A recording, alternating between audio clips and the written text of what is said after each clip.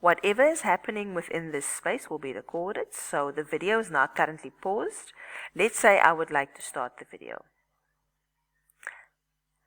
Then, colleagues, while this video is playing, I would like to mention a few things. Number one, always mute your video at the bottom when you dub over a video, because if you do not mute your video, the YouTube video that is currently playing, means that, so let's say I would like to dub over this specific video and I would like to explain in my own language.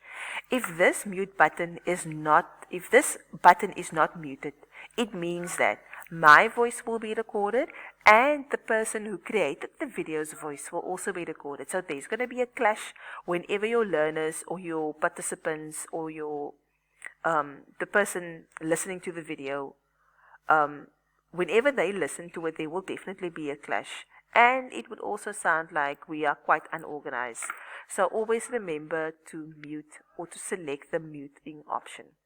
So whatever I say and whatever I do within the selection bars will be recorded. Whatever I do outside of these selection bars will not be recorded.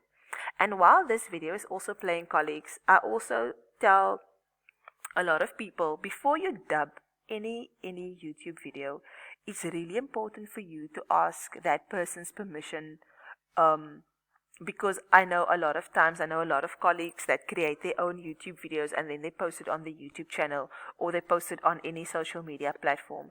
And if you do not ask somebody else's permission, you can actually get into big trouble.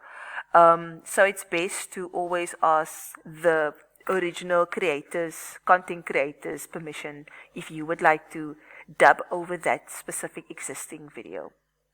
So let's say this is the part which you